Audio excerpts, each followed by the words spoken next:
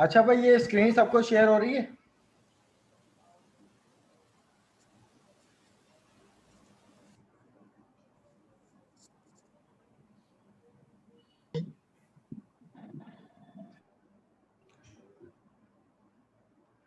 तो जनाब यहाँ पर सूडो कोड आप लोगों ने इफ एल्स का कैसे लिखना है, वो एक आदत आप लोगों के पास एग्जांपल आप लोगों की स्क्रीन पे शो हो रही होगी।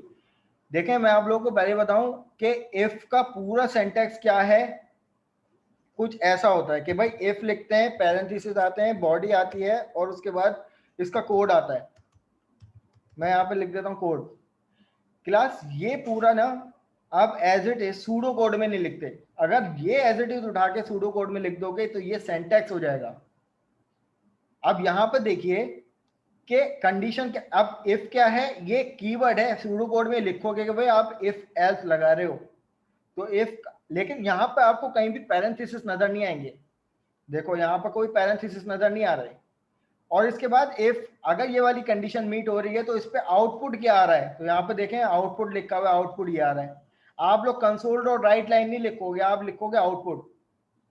क्यों? क्योंकि कंसोल डॉट राइट लाइन क्या है, आप लोगों का एक सेंटेक्स है सी शार्प का।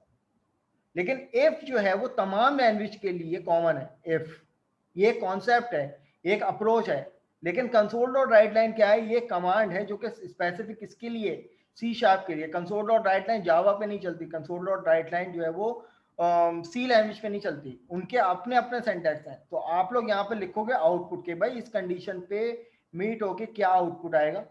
अगर एल्स इफ का ब्लॉक बनता तो एल्स इफ क्या है, रिजर्व कीवर्ड है जो कि तमाम लैंग्वेजेस में कॉमन है। और उसके बाद ये आपकी कंडीशन, उसका आउटपुट, फिर एल्स इफ, उसकी कंडीशन, आउटपुट, फिर उसके बाद एल्स और एल्स। फिर उसके बाद आप यहाँ पे जो भी इफ या एल्स का ब्लॉक आपका एंड हुआ है, ये ओवरऑल इस इफ को टारगेट करता है। क्योंकि देखो आप एक इफ बनाओगे तभी तो एल्स इफ बनेंगे। इस इफ के बगैर एल्स इफ क्या है? तो ये बेसिकली इस पूरे ब्लॉक को एंड करने जा रहे हो आप। ये पूरा क्या है, कंडीशनली एक ब्लॉक है। ये कंडीशन चली तो ये कोड चलेगा, ये कंडीशन चली तो ये कोड चलेगा, ये चली तो ये चलेगा, वरना क्या चलेगा, ये चलेगा। तो ये पूरा एक दो ब्लॉक का मिलकर एक पूरा इफ बना और उसने उस आपने उसको एंड किया है। इसी तरीके से आप लोगों को भी करना। तो सेंटेक्स इफ सूडो कोड में इफ के अंदर जो भी ये नजर आएगा ना, वहां पे डिडक्शन हो जाएगी। क्यों? क्योंकि ये चीज सेंटेक्स है।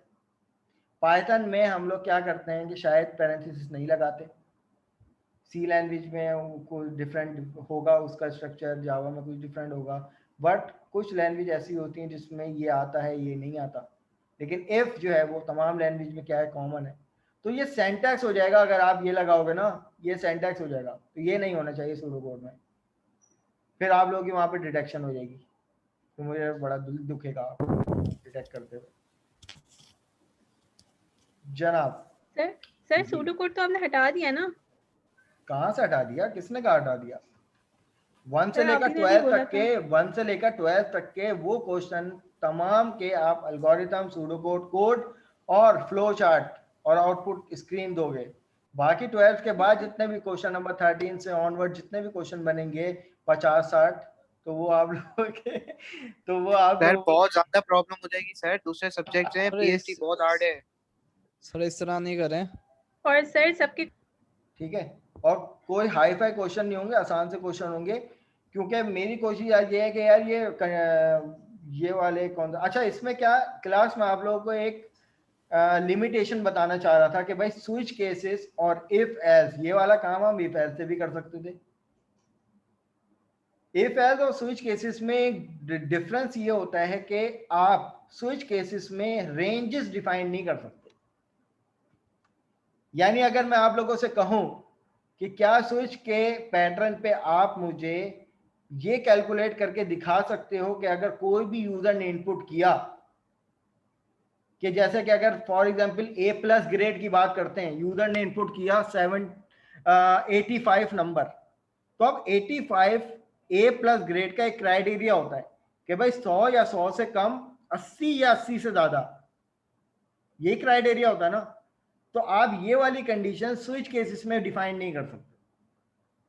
यानी आप फॉर एग्जांपल अगर मैं करने की कोशिश भी करता हूँ ये वाला काम, तो मैं शायद ना कर पाऊं स्विच केसेस से ये काम में if else.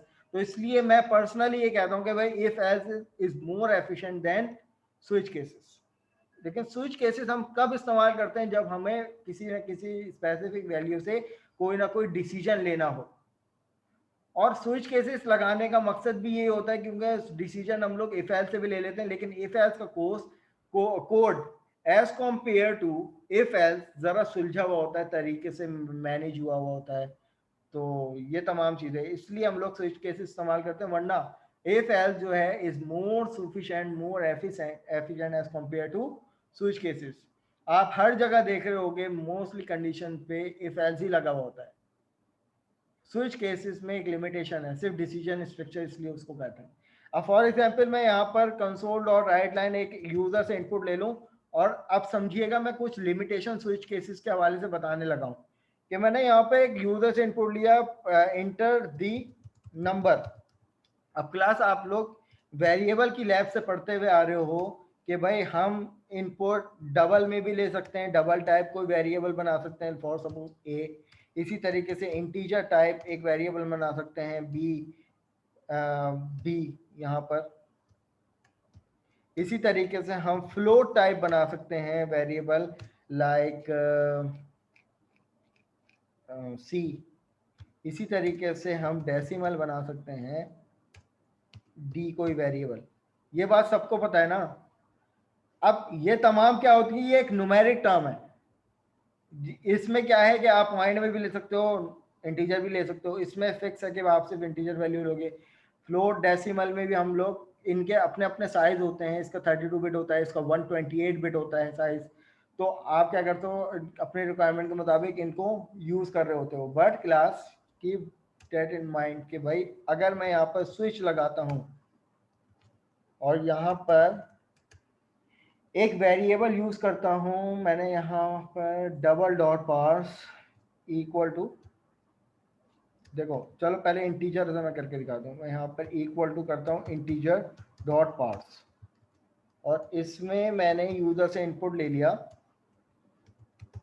Console dot read line.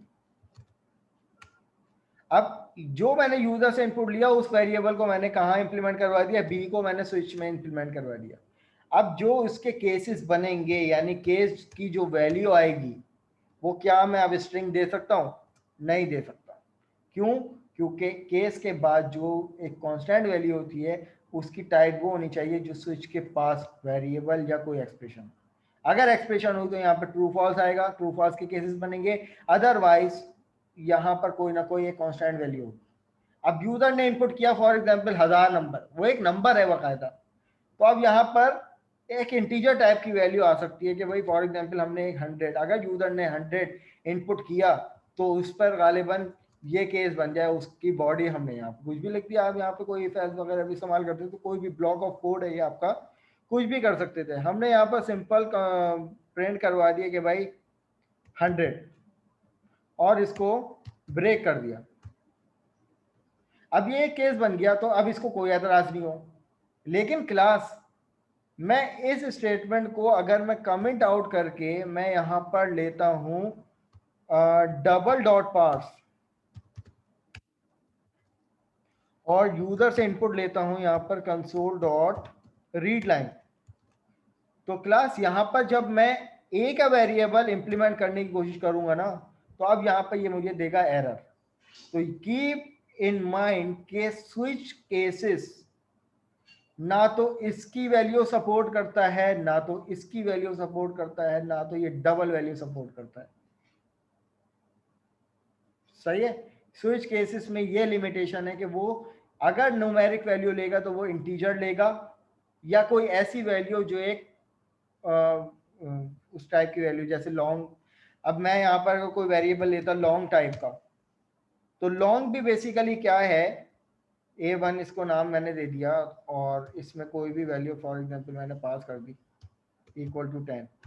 तो आप क्लास यहाँ पे देखिए लॉन्ग के लिए क्या कह रहे हैं, लॉन्ग जो है वो 64 बिट साइन इंटीजर वैल्यू को लेता है, एक इंटीजर टाइप की वैल्यू को लेता है। लेकिन डबल के लिए यहाँ पर कह रहा है कि डबल प्रिसीजन फ्लोटिंग पॉइंट। अब यहाँ पे ऑप्शन है डबल के लिए कि भाई कि ये फ्लोटिंग पॉइंट भी ले लेता है और इंटीजर वैल्यू को भी ले लेता है। तो यहाँ पे ये परसेशन है, तो इस परसेशन को ये स्विच केसेस अलाउ नहीं करता। अब इसी तरीके से फ्लोटिंग पॉइंट, तो ये क्या है, सिंगल परसेशन पॉइंटिंग वैल्यू, तो पॉइंटिंग वैल्यू को स्विच केसेस अपने पास अलाउ नहीं करता। ये किसकी लिमिटेशन है सर? मतलब रियल नंबर अलाउ नहीं करता जी, सही है। इसको कोई एक प्रॉपर वैल्यू चाहिए। अगर मैं इसको ये काम करने की भी कोशिश करूं कि मैं अगर यहाँ पर मैथ डॉट राउंड करने की भी कोशिश करूं, तब भी ये एक्सेप्ट नहीं करेगा इस ए को, सही है। तो ये तब भी अलाउ नहीं करेगा। तो ये लिमिटेशन है हमारे पास स्विच केसेस की, सही है। आई होप के स्विच केसेस समझ में आ गए होंगे सबको। अब नेक्स्ट बढ़ते हैं। अब मैनुअल को भी थोड़ा सा टच कर लेते हैं, मैनुअल में क्या कहा जा रहा था इसके अकॉर्डिंग।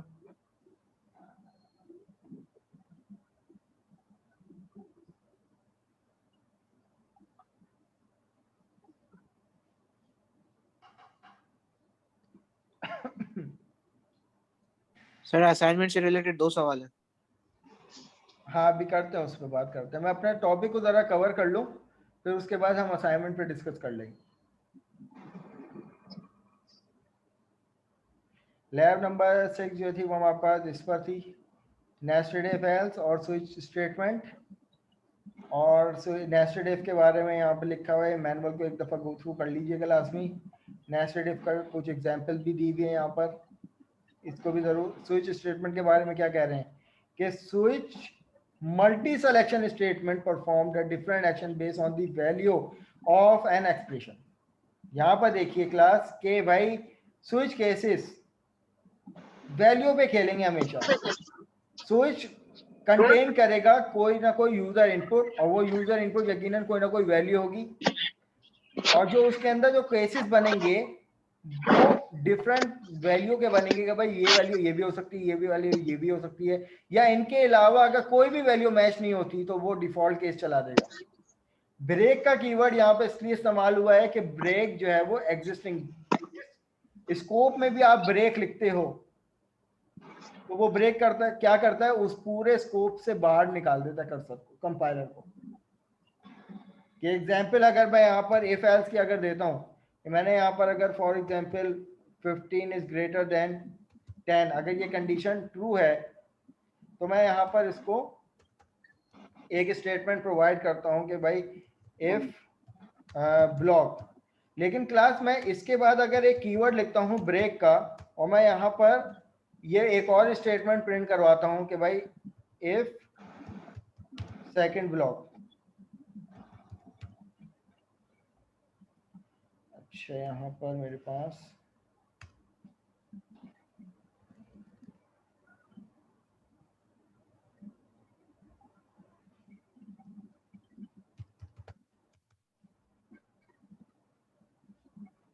क्या कह रहा है ये, अच्छा लूप में चलो पहले से कहाँ पर इसको लूप में इस्तेमाल करेंगे हम। एक एग्जाम्पल में आप लोगों को कराऊंगा, उसमें देखेंगे जनाब। तो अभी फिलहाल हम यहाँ पर थ्योरेटिकल ये देख रहे हैं कि ब्रेक का कीवर्ड क्या कर रहा है, उस पूरे स्कोप से क्या हो रहा है, बाहर निकल के आ रहा है। फिर उसके बाद यहाँ पर कुछ फ्लो चार्ट से भी समझाया हुआ है। अच्छा क्लास में आप लोगों को फ्लो चार्ट में एक चीज बता दूं कि अगर कोई भी कंडीशन से पहले आप यहाँ पे जरूरी है कि भाई कोई अपना मैसेज प्रिंट करवाओ, या आप यहाँ पर बाकायदा पूरा इफ का कोड भी डाल सकते हो, ये भी चॉइस होती है फ्लो चार्ट में। बहुत सारे फ्लो चार्ट आप लोगों को ऐसे भी मिलेंगे, अगर आप सर्च करो उसको तो यहाँ पे बना बनाए यहाँ पे कोड भी होते हैं, इफ का ब्लॉक का कोड होगा यहाँ पे, आप उस स्पेसिफिक, ताकि बल्कि उससे तो और आसानी हो जाएगी कि भाई आपने ये वाला आपके कोड में ये वाला ब्लॉक है, उस पर ये वाली कंडीशन बन रही है, उस पर क्या क्या एक्शन परफॉर्म हो रहे हैं, ठीक है। और यहाँ पर देखिए कि जितने भी डायमंड हैं उन सब में 2 फ्लो जा रहे हैं, ट्रू का और एक फॉल्स का जा रहा है। इसी तरीके से यहाँ पर इन्होंने कुछ एग्जाम्पल ली है कैलकुलेटर की। अब यहाँ पर देखें इन्होंने क्या किया कि भाई एक इनपुट एक वेरिएबल बनाया है फर्स्ट नंबर के नाम से, एक सेकंड नंबर के नाम से, एक रिजल्ट के नाम से। यूजर से फर्स्ट नंबर और सेकंड नंबर पे क्या किया है, यूजर से सिंपल इनपुट लिया है, और यहाँ पर इन्होंने एक तीसरा इनपुट लिया है यूजर से स्ट्रिंग टाइप का ऑपरेशन के नाम से। चलो इसकी भी एग्जांपल और करते हुए चलते हैं कि इंटर नंबर 1, ठीक है, हमने यहाँ पर एक वेरिएबल की वैल्यू ले ली डबल num1, और इसमें डबल डॉट पार्स, और ये आ जाएगा कंसोल डॉट रीड लाइन। इसी तरीके से कंसोल डॉट राइट लाइन में हमने कह दिया कि भाई एंटर दी नंबर 2, और यहाँ पर double num2 equal to double dot parse, और ये आ जाएगा कंसोल डॉट रीड लाइन। अब यहाँ पे हमने तीसरा इनपुट लिया कि भाई स्ट्रिंग, हमने कहा कि भाई एक level please select the operations, कि भाई प्लस माइनस मल्टीप्लाई या डिवाइड। ये हमने 4 अरिथमेटिक ऑपरेशंस ले लिए, और ये हमने लिया।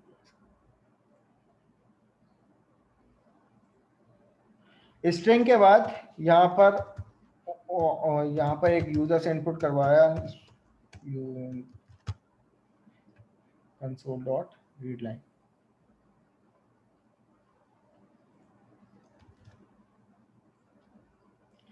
जनाब यहाँ तक की बातें समझ में आ रही हैं? क्या किया कि भाई एक यूजर से इनपुट ले रहे हैं नंबर 1 नंबर 2, और एक तीसरा इनपुट ले रहे हैं, यूजर जो है वो इनमें से कोई एक वैल्यू देगा।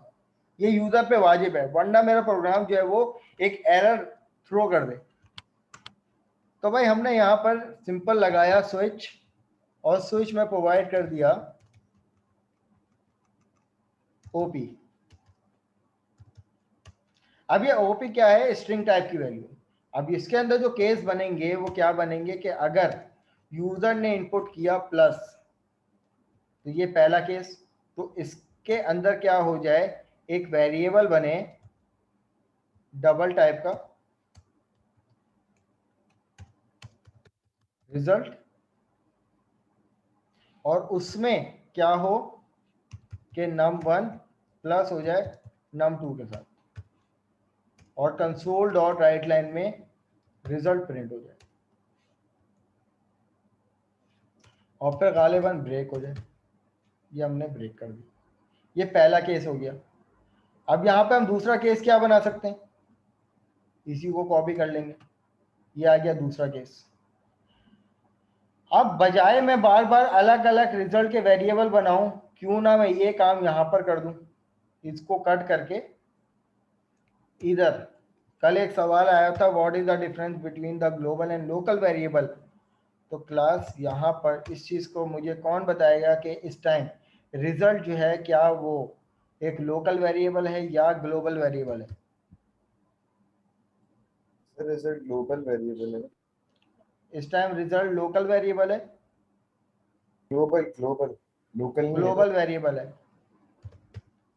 Result equal to num1 plus num2। अच्छा, अब यहाँ पर can not use a local variable result before declaration. Error क्यों आ रहा है भाई? ऊपर आपने लिखा है ना, क्या लिखा है? Result is equal to 0 double लिखा है ना result sir. Is equal to 0, हाँ, तो इसकी वजह से एरर आ रहा है। डबल स्विच थोड़ी करते हैं सर।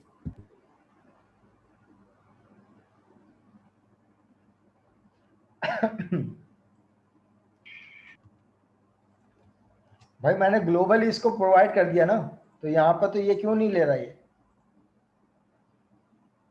इसको लेना चाहिए। सर वो सर सिर्फ कॉमा लगाए ना वो। तो चलो मैंने कोई वैल्यू असाइन कर दी, इक्वल टू 0 कर दिया।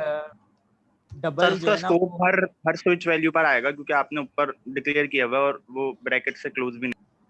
भाई मुझे एक बात बताओ ना, ये एक्सेसिबल है, ये एक्सेसिबल है, इसको क्या प्रॉब्लम?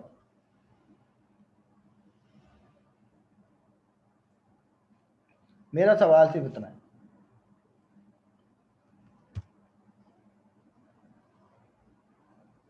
इसको क्या प्रॉब्लम? और यहाँ पे लिखा हुआ आ रहा है कि can not use local variable result before declaration. Double sir double आप एक्सेप्टेबल शायद करिए। स्विच सर के जब हम अंदर 2 इसको नंबर डिक्लेयर प्रोवाइड करेंगे। करेंगे तो डेफिनेटली रिजल्ट की वैल्यू चेंज हो जाएगी ना। आपने तो उसे पहले ही डिक्लेयर कर दिया 0, तो वो उसका स्कोप तो खत्म भी नहीं हुआ, तो वो कैसे उसे फिर वापस डिक्लेयर कर सकते हैं? बिल्कुल स्टूपिड सा यहाँ पे काम हुआ था कि भाई 2 दफा एक ही वेरिएबल डिक्लेयर हुआ था। अब हमने यहाँ पर सिंपल, अब इस टाइम देखो यहाँ पर हुआ ये था, भाई मैं स्टूपिड आप लोगों को नहीं कह रहा, मैं स्टूपिड इस कोड को कह रहा था कि यहाँ पे स्टूपिडली एक इंस्ट्रक्शन लिखी हुई थी इस तरीके से। अब यहाँ पर कहानी पता क्या हो रही थी कि जब कंपाइलर इसको एक दफा रीड कर लेगा और जब इस पे आएगा तो ये कहेगा कि भाई तो फिर ये क्या है, ये अलग से इनिशियलाइज हुआ है। तो हमने क्या किया कि भाई सिंपल एक दफा ऊपर डिक्लेयर कर दिया, क्योंकि रन टाइम पे वैल्यू डिसाइड होगी ना। अगर ये वाला केस चलेगा तो इस रिजल्ट में इसके अकॉर्डिंग वैल्यू आएगी, और अगर ये वाला केस बनेगा तो उसी वेरिएबल में ये वाली वैल्यू आएगी, इसके मुताबिक आएगी। तो मैं यहाँ पर इसको माइनस कर देता हूँ। समझ में आ रही है चीज?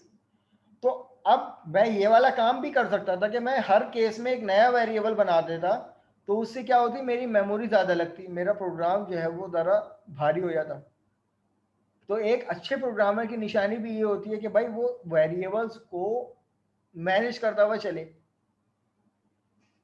सही है? तो मैं खुद को अच्छा प्रोग्रामर नहीं कह रहा, आप लोग मुझसे अच्छे प्रोग्रामर हो, लेकिन एक बेस्ट प्रैक्टिस प्रोग्रामर हम लोग अपने सॉफ्टवेयर इंजीनियरिंग की टर्म में पढ़ते हैं कि भाई एक अच्छा प्रोग्रामर वो होता है कि जो कोड को एफिशिएंट बनाए। कोड एफिशिएंट कब होता है कि जब आप एक ही काम के लिए मल्टीपल वेरिएबल यूज ना करो। सही है? एक अच्छा कोड क्या होता है कि आप एक ही स्टेटमेंट को बार बार इंप्लीमेंट ना करो, आप लूप इस्तेमाल करो। सही है? तो जितना अच्छा एफिशिएंट कोड होगा उतना अच्छा आप एफिशिएंट प्रोग्रामर कहलाओगे। अब यहाँ पे क्लास 2 कंडीशन हमने दे दी। अब यहाँ पे कुछ समझ में आ रहा है कि स्विच केसेस कौन सी वैल्यू को पिक करेगा और अपना डिसीजन लेगा, वो इन ऑपरेशन के मुताबिक। एक सिंपल कैलकुलेटर हम बनाने जा रहे हैं, वो इस ऑपरेशन के मुताबिक जो है वो डिसीजन लेगा, और जो है वो गालिबन क्या करेगा, डिसीजन लेगा। अब ये एक केस हमने यहाँ पर माइनस कर दे दिया, और इसी तरीके से यहाँ पर हम कॉपी कर लेते हैं इन दोनों केस को, और यहाँ पर अब इधर मैंने यहाँ पर दे दिया स्टेरिक मल्टीप्लाई। अब क्लास देखिएगा कि केस की वैल्यू क्या होंगी, हर केस से डिफरेंट होनी चाहिए, कोई डुप्लीकेट केस नहीं होता। ऐसा जरूर हो सकता है कि भाई एक ही केस पे मल्टीपल स्टेटमेंट चल जाए, वो एक हो सकता है, लेकिन केस स्विच के अंदर हर केस एक दूसरे से क्या होगा, यूनिक होगा। हर केस की वैल्यू एक दूसरे से क्या होगी, यूनिक होगी। अब ये 4 जो है वो मैंने वैल्यू दे दी, और एक केस मैंने डिफॉल्ट तौर पर दे दिया कि भाई ये मेरा डिफॉल्ट केस है। अगर यूजर ने कोई छेड़खानी की, कोई गलत इनपुट दे दिया, तो बजाय एक्सेप्शन आने के वो मेरा ये वाला कोड को रन कर दे। मैंने कह दिया कि भाई please input in plus minus multiply या डिवाइड, और गालिबन इसको ब्रेक कर दिया। ये मेरे पास एक छोटी सी एप्लीकेशन इम्प्लीमेंट हो गई। अब मैं अपने प्रोग्राम को रन करता हूं तो देखते हैं कि इसका वर्कफ्लो क्या है। इसका वर्कफ्लो ये है कि भाई मुझसे पहले यूजर से इनपुट मांग रहा है, मैंने दे दिया 3, इसी तरीके से मैंने यहाँ पर दे दिया 5। अब ये मुझसे मांग रहा है कि भाई अब इन 4 में से कोई एक स्ट्रिंग प्रिंट करो। अगर मैं यहाँ पे माइनस प्रिंट करता हूँ तो ये 3 और 5 के दरमियान माइनस परफॉर्म करके मुझे ये रिटर्न कर देगा। क्यों? क्योंकि यूजर ने इनपुट क्या किया, तीसरा स्ट्रिंग माइनस, माइनस में जब ये वैल्यू आई तो इसने ये वाले केस से वैल्यू मैच हुई। ये भी ब्रेक हो गया, तमाम ब्रेक हो गए। कौन सा केस चला? ये केस चला। ठीक है, भाई ये एग्जाम्पल सबको समझ में आ रही है? गर्ल्स क्लियर है भाई? Yes sir. Yes sir. चलो ग्रेट। अब आते हैं हमारे पास जो अगला कॉन्सेप्ट आता है। अच्छा मजीद इसमें क्या था, ये वाली एग्जाम्पल इन्होंने करवा दी थी, यूज मल्टी लाइन लेवल का क्या मतलब होता है। ये वाली स्टेटमेंट में मैं आप लोगों को शुरू में करवा चुका हूँ, जो सैटरडे संडे की बात हो रही थी कि भाई सैटरडे और संडे ये दो केस ऐसे थे जिसमें एक ही स्टेटमेंट चलती। तो हमने क्या कह दिया कि भाई हम इस तरीके से चलाते हैं कि जब भी हो सकता है एक से ज़्यादा केस ऐसे हों जिनमें वैल्यू डिफरेंट हो लेकिन उनमें एग्जीक्यूशन सेम हो, तो हम उसको इस तरीके से लिखते हैं। और फिर उसके बाद good practice of using switch cases के बारे में क्या कह रहे हैं कि भाई good practice when using switch cases is to put the default statement at the end in order to have easier to read the code. कि बेस्ट प्रैक्टिस में क्या आता है कि भाई आप अपनी लिमिटेड केसेस के अलावा एक डिफ़ॉल्ट केस ऐसा बनाओ कि जो आपके पूरे प्रोग्राम को जो है वो एक एफिशिएंसी प्रोवाइड कर दे कि भाई अगर यूज़र ने इनपुट रिक्वायरमेंट से हटकर कोई इनपुट कर दिया तो उस पर ये वाला डिफ़ॉल्ट केस चलेगा। क्यों? क्योंकि इन चार के अलावा जितनी भी वैल्यूज़ होंगी वो क्या होंगी, एक मिसमैच वैल्यू होंगी, वो एक रिक्वायरमेंट के मुताबिक नहीं होंगे, तो उस पर ये वाला केस चल जाएगा। तो इसके बारे में टर्म्स लिखी हुई हैं, इसको पढ़ लीजिएगा लाजमी। और यहाँ पर कुछ सप्लीमेंट्री एग्जाम्पल भी हैं मैनुअल में, इसको सॉल्व कर लीजिएगा। और फिर ये आगे आप लोगों की एक्सरसाइज। अब ये 1 2 3 4 5 ये 5 क्वेश्चन है, ये लैब नंबर 6 की एक्सरसाइज है जो आप लोगों को परसों सबमिट करवाना।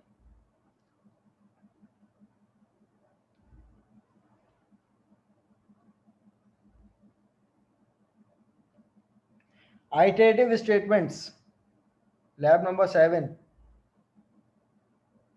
आज कवर करेंगे। आइटरेटिव स्टेटमेंट से क्या समझ में आता है भाई? आइटरेशन किसको कहते हैं? Any idea about it?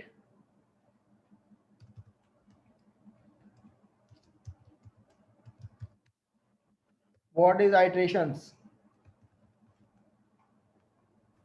Sir loop. Loop दुनिया नहीं जानती, मैं आइटरेशन की बात कर रहा हूँ। एक आइटरेशन किसको कहते सर हैं? आइटरेशन एक होती है जब आप एक इनपुट दें और उसके बाद जब आप दूसरी तरफ वही जब कंपाइलर उसको रन करते हैं नीचे है तो उसमें एक ऐड हो जाए, एक क्या मैं उसके अंदर ऐड हो जाए। क्या मैं एक पूरे साइकिल को एक आइटरेशन कह सकता हूँ? जी सर कैसे? सही है। तो देखो एक आइटरेशन में मल्टीपल स्टेप हो सकते हैं, जैसे कि हैदर ने कहा कि सर स्टेप्स, तो हैदर स्टेप्स जो हैं वो आइटरेशन का पार्ट हो सकते हैं। इटसेल्फ एक आइटरेशन क्या होगी? इटसेल्फ एक आइटरेशन एक पूरा साइकिल होता है। अब उस साइकिल में आप लोगों ने देखा होगा कि भाई मल्टीपल स्टेप्स होते हैं और पूरा एक साइकिल से मिलकर बनता है जिसमें मल्टीपल स्टेप्स होते हैं। उन सब से मिलकर हम लोग कहते हैं कि भाई ये एक पूरी एक ट्रांजैक्शन है। एटीएम की ट्रांजैक्शन सबने की होगी यकीनन, सब लोग पैसे निकालते हैं माशाल्लाह, हम भी पैसे निकालते हैं। तो अब मुझे बताओ कि उसमें स्टेप्स क्या होते हैं, उसमें आइटरेशन क्या होती है, और चलो लूप क्या होता है वो पूरा, कौन बताएगा?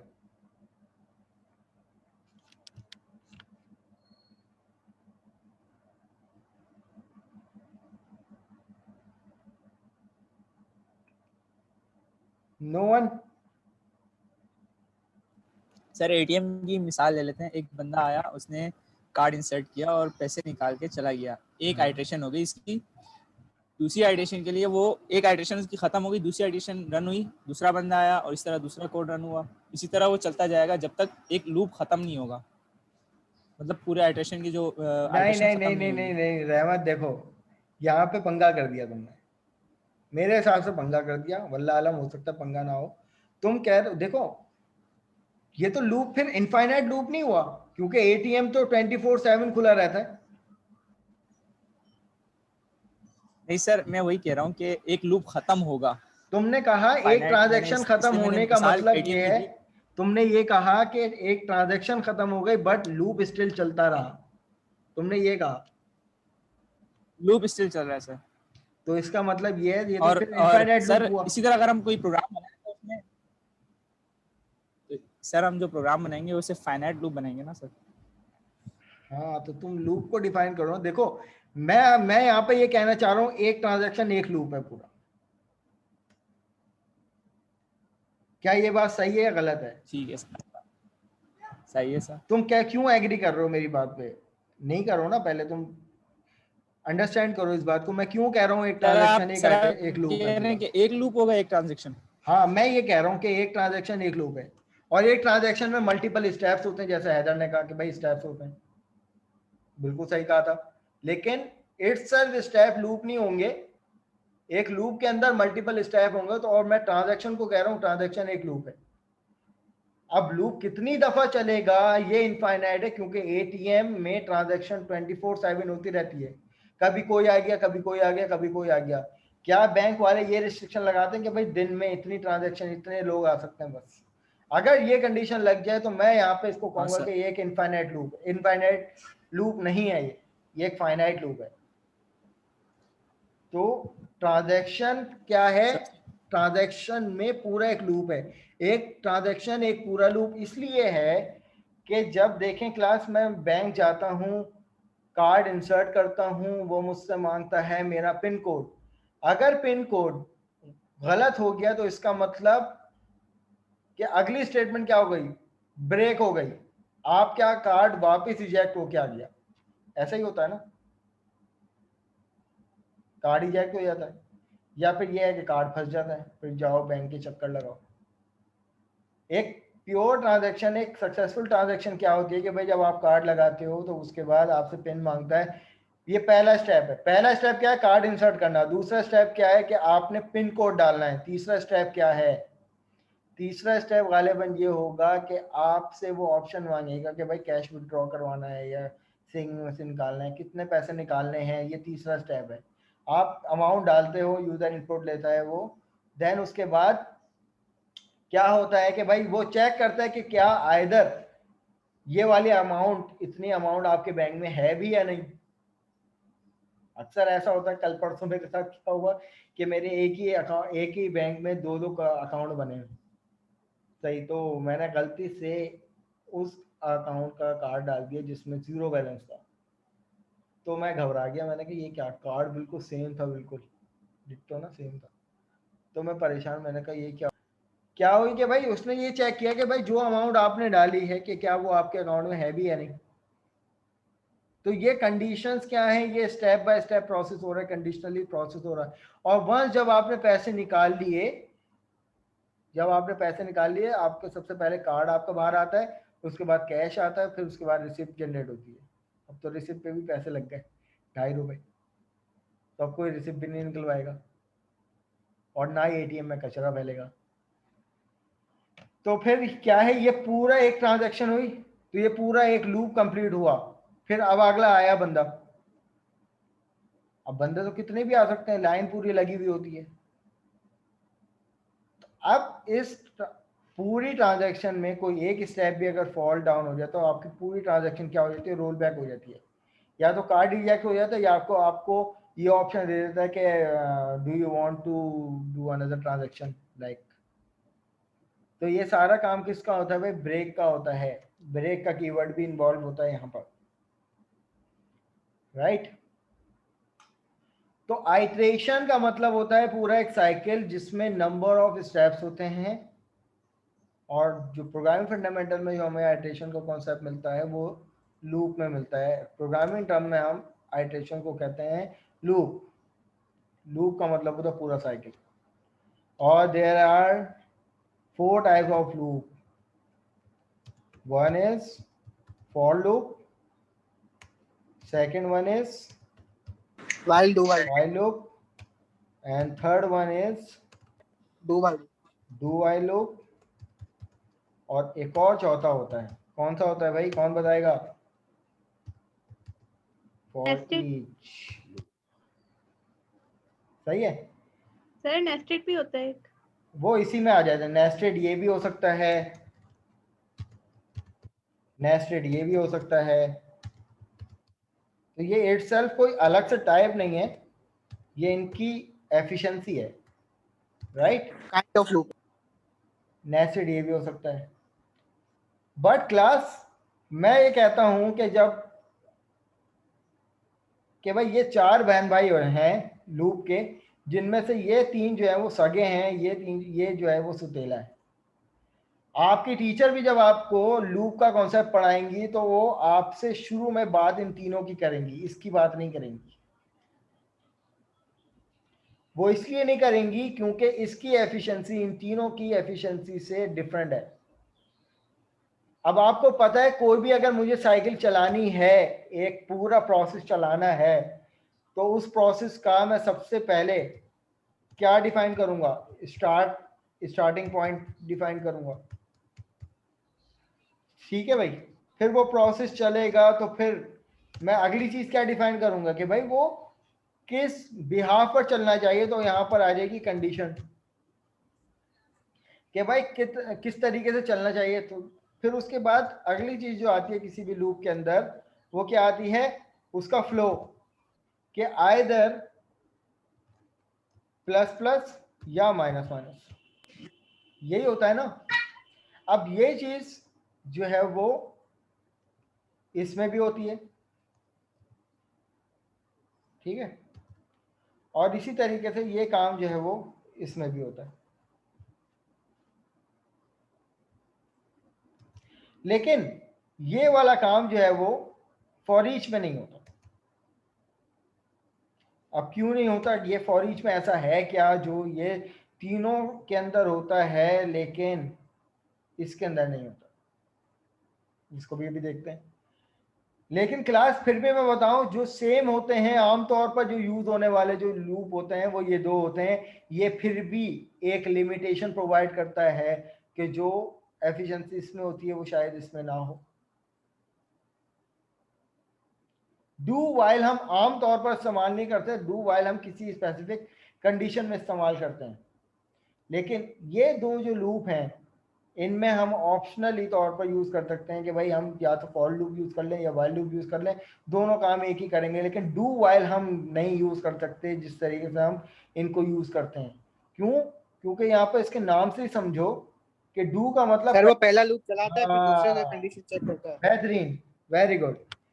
डू वाइल में क्या है? एक लिमिटेशन कि भाई आप आइदर कंडीशन ट्रू हो या फॉल्स हो, ये बाद में चेक होता है। लेकिन एक दफा पूरी बॉडी, पूरा एक ट्रांजैक्शन जो है वो, यानी उसके अंदर बॉडी में जितना भी कोड होता है वो एक दफा तो लाजमी चलता है।